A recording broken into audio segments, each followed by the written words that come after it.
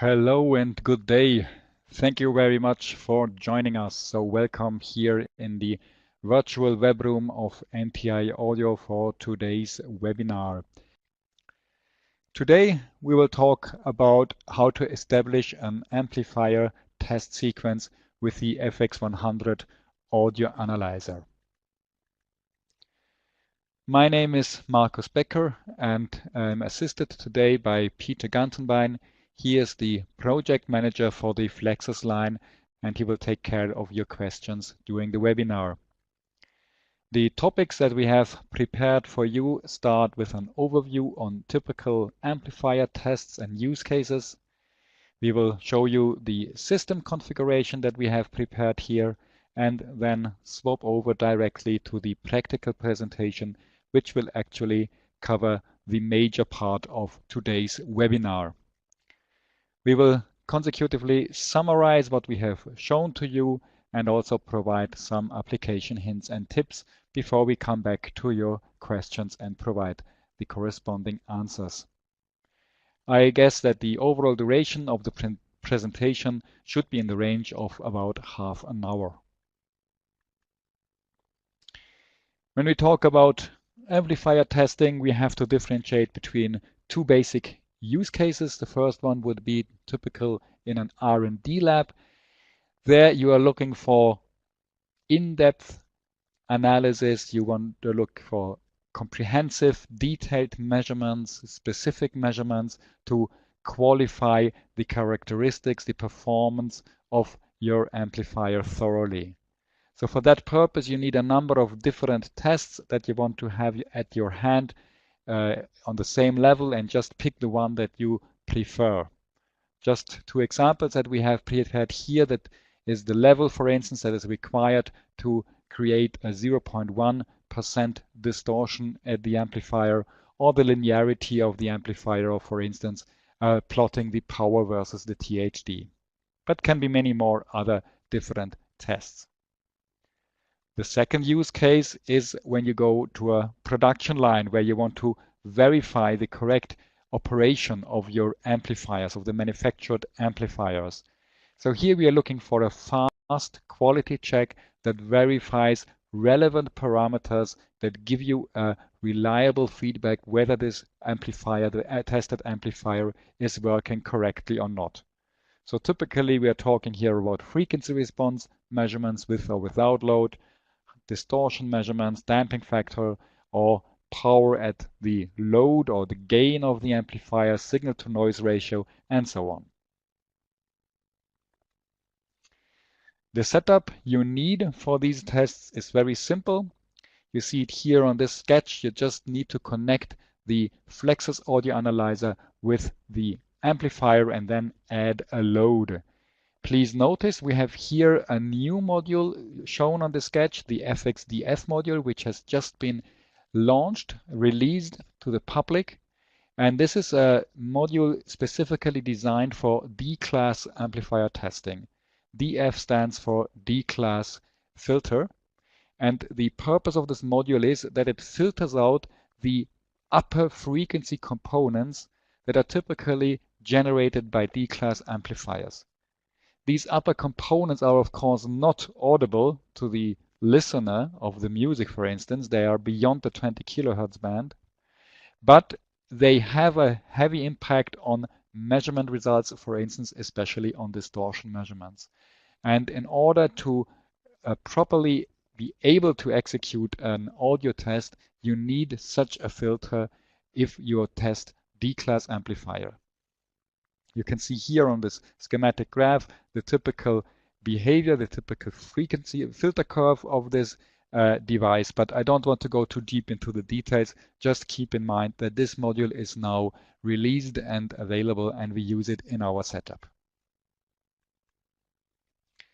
So my overall test setup consists of this FX100 connected to the amplifier with the load.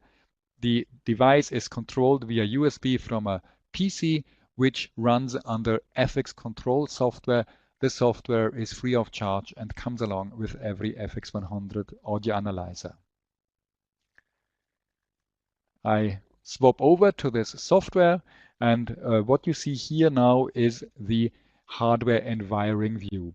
You start setting up your test in this view by adding the corresponding items that you have connected to your flexor. So this is a virtual wiring that you apply here, but it has a huge advantage. It ensures that you are correctly connecting the corresponding inputs and outputs of the flexors. For instance, here by activating this link of the input channel number 1 of the DF module to the analyzer, you make sure that you are measuring correctly the input of the board, which is the output of the amplifier. Next step, you set up your test, and let us start with a typical R&D application. So I want, for instance, to measure the linearity of my speaker, and then I want to establish a second test of something different. You're going to see that now in a minute. So the first thing I do, I take a look at the generator properties and I unmute the outputs of the generator. These outputs are by standard muted as soon as you open a blank project, just for security reasons. And now we can drag and drop the step sweep properties, for instance, to our worksheet. Because for a linearity measurement, we need an amplitude sweep. So we select here the amplitude sweep mode. If I want, I could now amend the frequency at which this amplitude sweep is executed, but I leave it here at 1000 Hertz. On the other side, I'm going to amend the start level for that amplitude sweep. Actually, I'm going down to -80 dB just by pressing the page down key on my keyboard here. And the end level, I would adjust, for instance, to 10 dB. And in the end, I increase the number of measurement points to 50. So the next step I have to do, I have to add the measurement graphs. So I select step sweep level channel 1. I add this graph to the worksheet. And I add the second channel to the same graph. So let us execute a measurement so far. You can see here.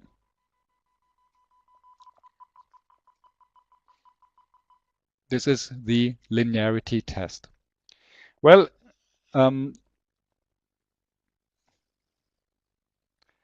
I am going to add now also a THD measurement because I also want to know the distortion measured in the same step sweep. I rerun it.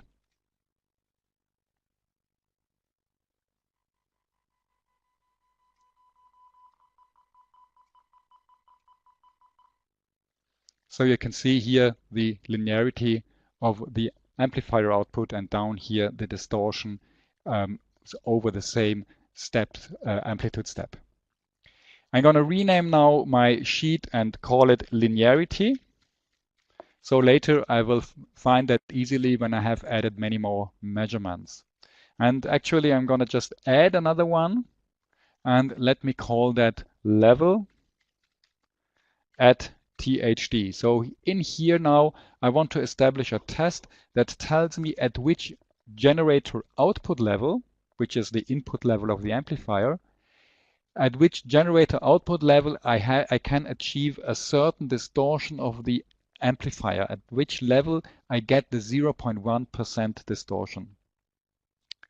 So for that purpose, I need the meter waveform properties here on my worksheet, because I want to adjust the test frequency to 7500 Hertz. And now I'm adding a regulator. This procedure of identifying the corresponding generator level is an iterative procedure, and for this we need this regulator that automatically executes this procedure. When you look at the properties of this panel, we can see here, for instance, we can define the target. We want to achieve a THD of 0.1% or expressed in dB, that would be minus 60 dB. You can see it here, minus 60 dB equals 0.1%. And we want to start this iterative process at minus 10 dB volt, and we want to say that the maximum allowed output level of our generator would be 6 dB volt. So for monitoring what is going on, we can add a THD measurement of channel 1. We are just talking about channel 1 right now. And we also add a level measurement of channel 1. Make this a little bit larger because this is our target, the 0.1%. We can express it here in percent. Now I run this process.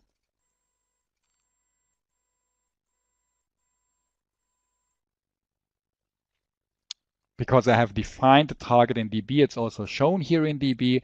So you can see with a few steps, the system has automatically identified an output voltage of minus 4.04 dB volt, which results in this distortion of the analyzer of minus 60 dB, which is 0.1%.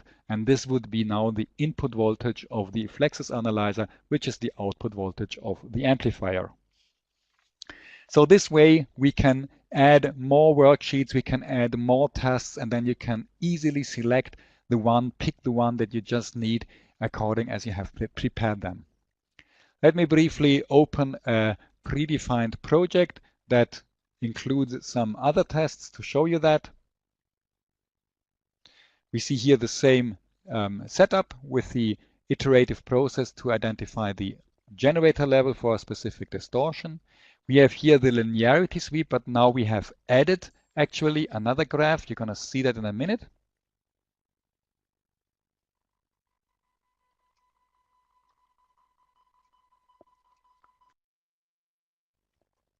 So you can see here something went wrong here actually, because let me do it once again, please. Oh, wait. I think I know it.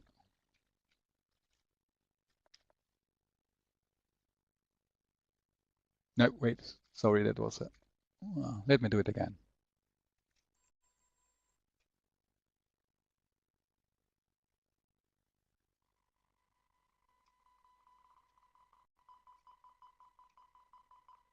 Yeah, that's what I was looking for. Seems that there was a problem before. Sorry. Well, what you see here now is the linearity sweep, this curve, and here you see the deviation of this measured curve from the ideal straight line that you would expect. So here you see the difference between the actual curve and an ideal straight curve. And here down here, the same as before, the distortion test. So this is another example, or here I have added a third sheet where I have plotted the total harmonic distortion versus the power of the amplifier. So this way you can compile your R&D test according to your demands and just select the corresponding tab and execute the measurement that you want to see next. So let us swap over to the other use case, the production test. And for that purpose, I'm opening a second blank project. First step, as before, I'm going to virtually connect my FX100 to an amplifier and connect the corresponding channels of the new DF board to the analyzer inputs of my FX100. So in this example, we want to establish a sequence, so an automated execution of several measurements and other actions, one after the other. Just that at the end we can press the start button, and at the end we get all the results according as we like them. So here we start by dragging and dropping the generator properties to our worksheet. Let me briefly make that a little bit smaller. I unmute the outputs as before, and here I just increase the generator output level to 4 dB volt. And in the glide sweep settings, I increase the bandwidth to the maximum, to the 80 kilohertz, and I reduce the duration of the sweep to 1 second. The next step is I want to add the measurements that I need, and here I want to start with a frequency response measurement where the load is disconnected from the amplifier. So for that purpose, I add a frequency response graph, measurement graph for the two channels. And now wait a second, it was one step too early. I first have to activate the sequence mode. And in the sequence mode, I create a new step. And in this step, now I add this graph with the frequency response measurement.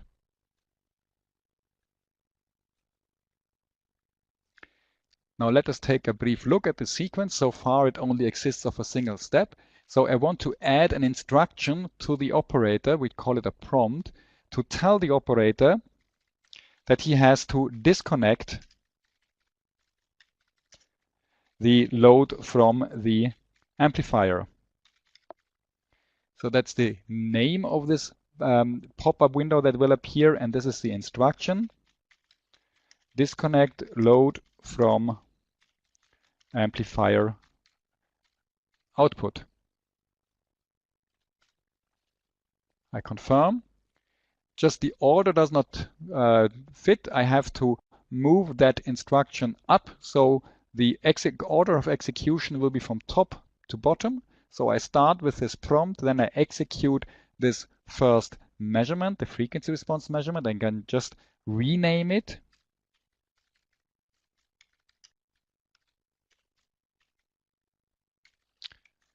Frequency response amplifier no load. And now, because I know that my next step is frequency response measurement with the load connected, I can already now add the corresponding instruction.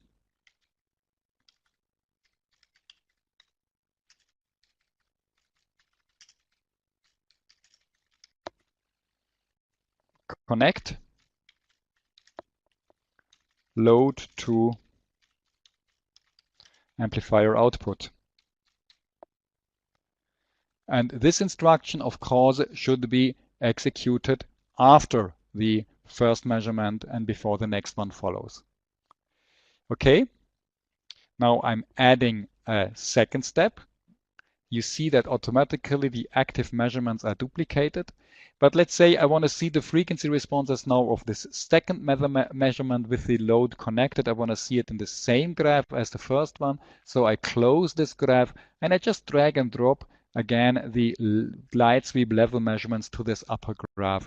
And you can see here that these are the properties of this graph. You see there are 4 curves from step number 1, the frequency response, channel 1, channel 2. That was the step with the disconnected load. And step number 2, again, frequency response of the 2 channels, but now the load will be connected. So let me rename that second step, that second measurement as well. So I call it frequency response and THD with load, because aside of this frequency response, I also want to see the total harmonic distortion of the 2 channels. I'm still in the same step. You see it up here that is highlighted. So in here, I just add another measurement, the THD of channel 1 and channel 2. And now there's another measurement that I want to execute, and that is the signal to noise ratio. And for that purpose, I need the meter level result of channel 1. I put it over here. You see, by the way, S2 says still we are in step number 2. I swap that to the volt.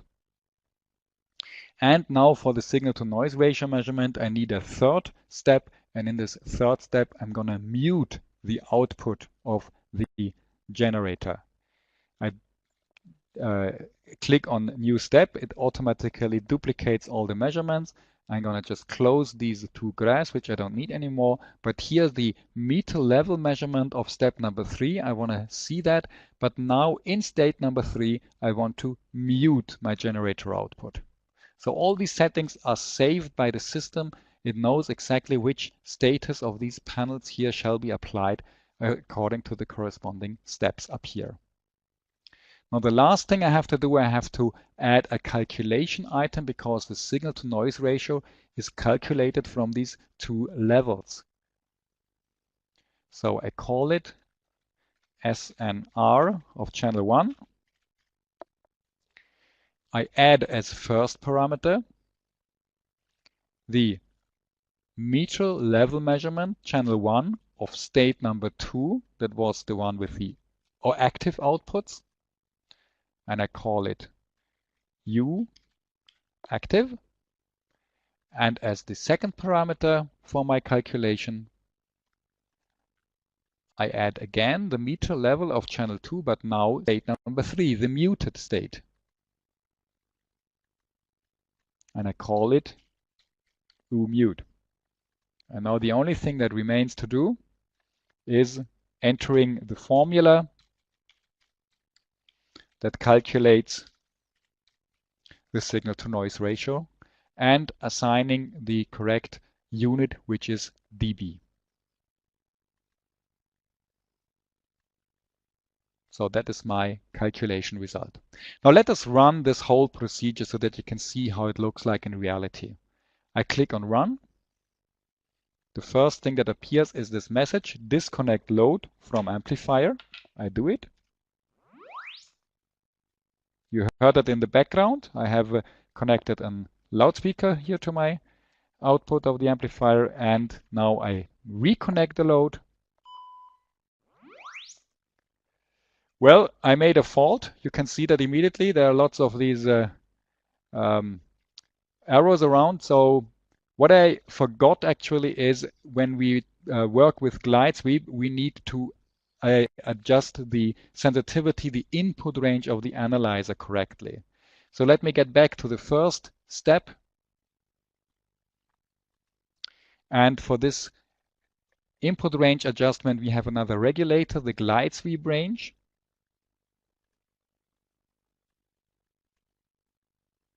I press Run and apply. I do the same for the second step.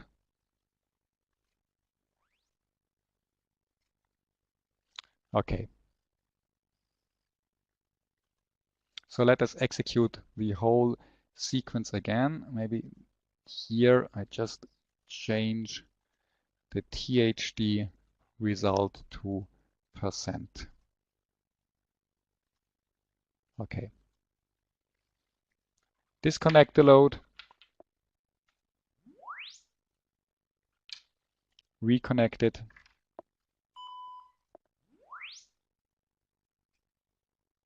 Yeah, that's what I wanted to see. You see the result is perfect. We have the frequency response. We have of the amplifier with and without load. We have the distortion results, and here we have the signal to noise ratio calculated from these two results. Now let me open another prepared project where I have some more measurements included, but which is basically the same basement.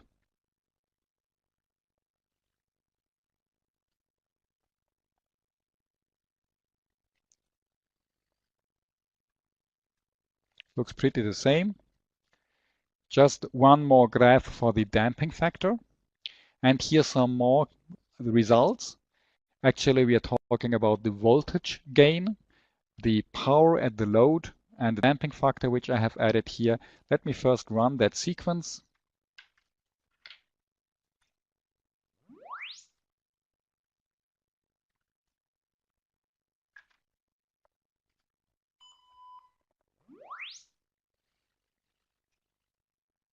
So here you see the results.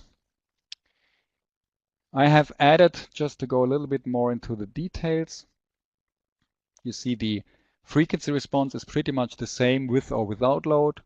Here in the distortion plot, I have added 4 more curves, and these are actually the odd harmonics, just the odd harmonics, and down here the even harmonics of the two channels.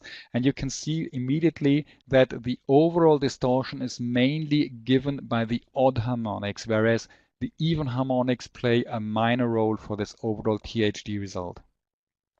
And here we have the damping factor, which is a very good indicator for the output impedance of the amplifier. Then here we see the signal to noise ratio for the two channels. We see the power at the load. We're going to show you just the calculation behind that. We measure the level and square it, the voltage level, square it and divide it by the impedance of the load, which is 4 ohm, and this way we get the power result. And last but not least, the voltage gain. We use the load voltage and the generator voltage for calculating the gain of the amplifier, which is 8 dB. So let me get back to our presentation and summarize what I have shown to you. We showed you the three measuring methods of the FX100, the meter mode for typically single value results like gain, signal to noise ratio, or power. The glide sweep for the more comprehensive tests, frequency response, distortion versus frequency, and so on. And the step sweep, which is a solution for specific applications like here, the linearity measurement, which is based on an amplitude sweep. Then we showed you the FX control test procedures, regulators, how to find the correct generator level that creates a specific THD, or the input range adjustment for the glide sweep measurement. We showed you how to establish calculation items. Down here I just have summarized the formulas of these calculations items. These are single value results, and here we had the damping factor, which is a graphical result. And the sequences for the production testing. Some further hints and tips. What we did not show you in here because it would boost the scope of our webinar is how to establish individual tolerance limits for an immediate passed failed feedback. We have actually shown how to do that in a previous webinar, which you will find on our website. You can look up over there. This is a pretty simple procedure how you can establish these limits. Same applies for an automated data export of the acquired measurement results, for instance into a Word or an Excel document. This is also supported by the software and is part of such a sequence, and we can look up how this works in the corresponding webinar or tutorial video on our website. Then we have an built-in hardware auxiliary I/O interface in our flexes, and that allows us to integrate the device into an automated environment. This is a very powerful feature in the flexes. So this way, for instance, you could automate the connecting and disconnecting of a load to the output of the amplifier, or you could do many other things, triggering external devices or receiving external triggers from a PLC, for instance. So this is a very great feature to extend or to integrate the flexes into an automated environment. The board that you see here is just an auxiliary device for connecting this interface to peripheral devices. By the way, this topic has also been covered in its own webinar in the past that you will find on our website. Well, I'm at the end of my presentation. If you have questions, please don't hesitate and contact us. We have a very tight network of skilled and experienced supporters around the world. Here you see just our subsidiaries. There are many more partners, and please don't hesitate and ask whenever you need support for your application or have a specific question. So I will say thank you and goodbye for today, and see you soon again. Bye-bye.